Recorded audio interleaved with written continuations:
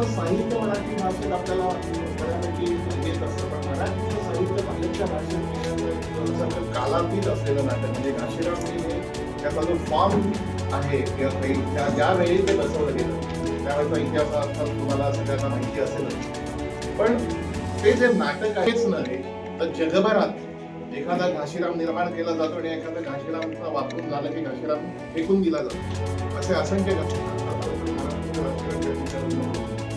या सगळ्या गोष्टी एका नवीन प्रकारे ते समोर यावं असं अगदी आजच आम्ही काही करणार होतो, पण एक 2 दिवसात आम्ही ती घाई करू आणि हे सगळं फ्युचर प्रोडक्शन त्याला एक मदत लागते, त्यामुळे आमच्याकडे ओंकार भाई आणि त्या आकारच्या ओंकार भाई ओके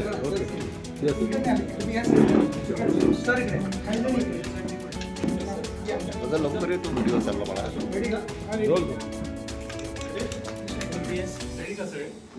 गणपती बाप्पा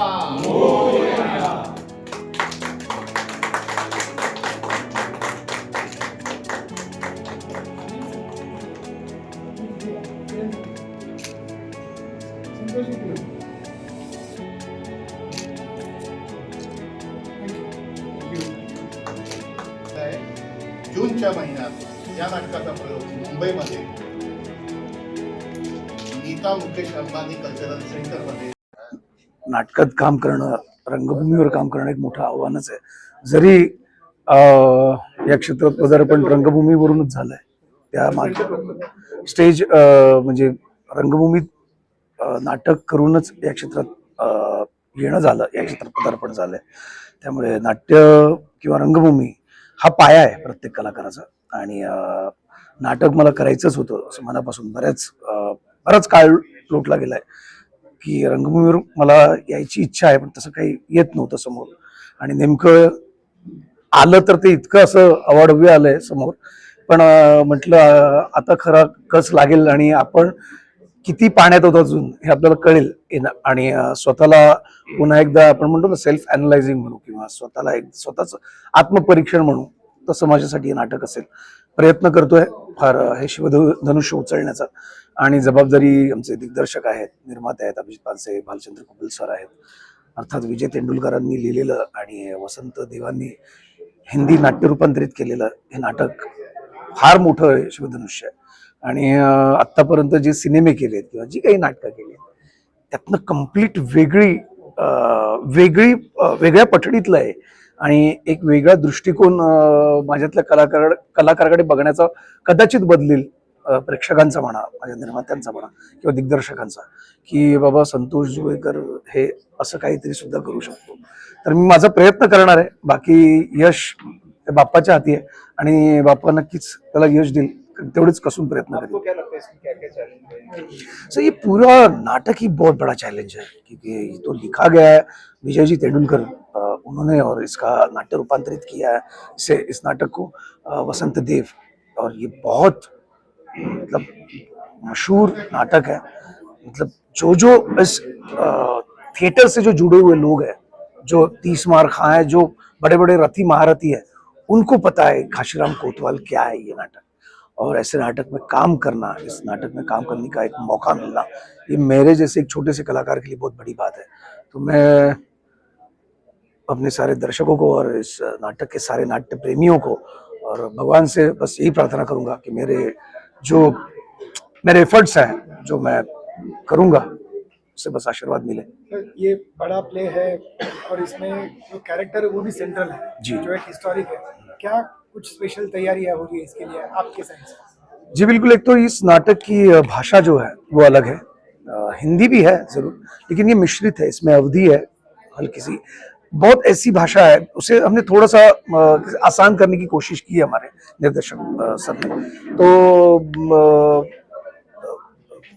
ऑब्वियसली इस भाषा को अपने पूरे उतार लेना, उसको पूरा उतारना है, क्योंकि नॉर्मल हिंदी तो हम वैसे ही बात कर रहे हैं जैसे मैं अभी बात कर रहा हूँ, आप बात कर रहे हैं, लेकिन इसकी भाषा बहुत अलग है. ये नाटक की भाषा है, ये हिंदी नाटक की भाषा है. तो बस कोशिश, और कुछ नहीं, कोशिश कर रहा हूँ. Thank you. Thank you.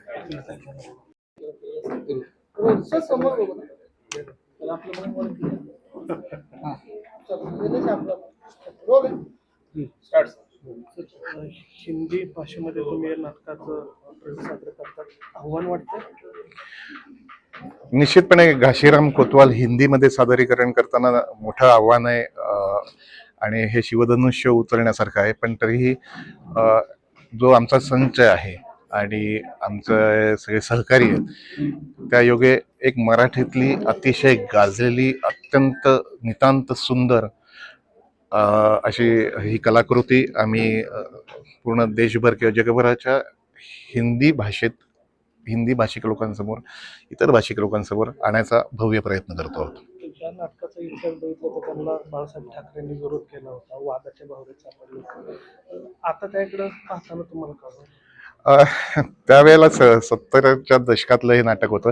त्यावेळेच्या राजकीय परिस्थिती जरा वेगळी होती. त्याचा इतिहास घाशीरामच्या वेळेचा थोडा वेगळा आहे आणि अचानकपणे ते सगळं जे प्रेक्षक होते त्यांना अशी एक भावना आली की याच्यात जी व्यक्तिरेखा वापरलेल्या आहेत त्या राजकीय लोकांच्या संबंधित किंवा त्यांच्यावर आधारून केलेलं आहे.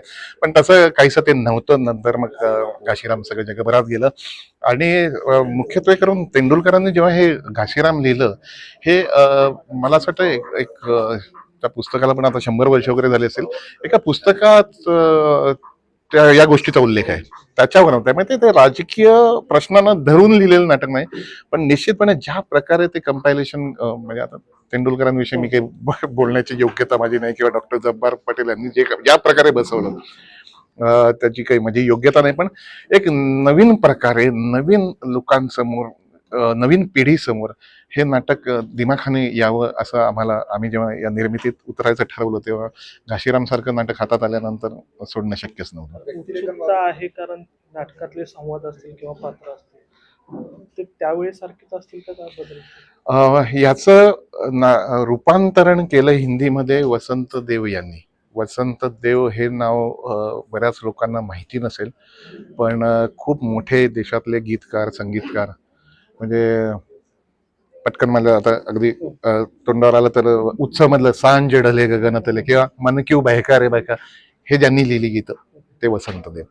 तर त्यांनी ज्या भाषेत हे लिहिलेलं आहे म्हणजे आता तो कनौजचा ब्राह्मण असतो असं जे दाखवलेलं आहे तर आता तो कनौजी ब्राह्मण तर त्या भाषेत बोलेल अशा प्रकारे अवधी मगधी हिंदी अशा भाषेत ते म्हणजे जरी मी हिंदी भाषेत म्हणतोय तर ही जी भाषा वसंत देवांनी जी लिहिलेली आहे ती भाषा ॲज सच बोलली न जाणारी भाषा आहे. ती एक नवीन प्रकारे निर्माण केलेली भाषा आहे. त्यामुळे त्याला हिंदी नाटक म्हणणं सुद्धा थोडंसं धारिष्ट्याचं ठरेल. मुख्य कलाकार घासीराम कोतवाल या हिंदी नाटकाचा घासीराम संतोष जुवेकर करत आहेत आणि नाना फडणवीसांची भूमिका मी अगदीच एक 2-4 दिवसात 2 कलाकारांबरोबर आमचं बोलणं चालू आहे आणि त्यांच्या डेट्स कोणाच्या ऍडजस्ट होत आहेत त्याच्यावर ते नाव म्हणून मी आता जाहीर केलेलं आहे. पण हिंदी भाषेतलं एक खूप मोठा कलाकार आहेत ते दोघे. तुम्ही मनसेचे नेते आणि हिंदी भाषेला आता विरोध झाला तर हिंदी भाषेचे प्रेक्षक तुम्हाला हवेत पण हिंदी भाषा नको असं काही आहे का? हिंदी भाषेला विरोध करण्याचं कारण फार वेगळं आहे. शिक्षण या विषयात मी अत्यंत जबाबदारीने बोलतो. मला फार जास्त कळतं. त्यामुळे त्या वयाच्या मुलांना त्रैभाषिक वजन टाकणं त्यांच्या मेंदूवर ह्याला पहिला आमचा विरोध आहे. हिंदीला तर आहेच. त्यात पटकन आता तुम्ही राजकीय प्रश्न विचारला म्हणून मी सांगतो. मुंबईमध्ये गुजराती शाळा आहेत की नाही ज्याच्यात त्यांची लँग्वेज गुजराती असते ते शिकवतात.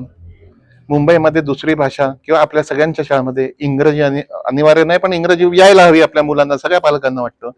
जर त्रैभाषिक मध्ये हिंदी सक्तीची केली तर त्या गुजराती शाळेतल्या माणसांनी मराठी कानावर तरी पडेल का? असे खूप खोलवर वेगवेगळे विषय आहेत. त्यामुळे तो हिंदीला विरोध आहे. दुसरी ही माझी भावना अशी आहे आणि ती मी वेळोवेळी व्यक्त करत आलेलो आहे की मराठीतल्या उत्तमोत्तम साहित्य कलाकृती आहेत, साहित्यात आहेत, कवींमध्ये आहेत, नाटकांमध्ये आहेत.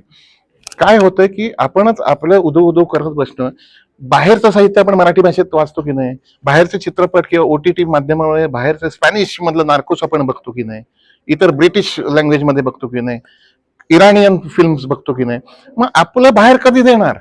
आणि मला असं वाटतं ही मराठीचीच सेवा आमच्या हातून चाललेली आहे की मराठीतली उत्तम कलाकृती आम्ही इतर भाषेत नेऊ पाहतोय. थँक्यू.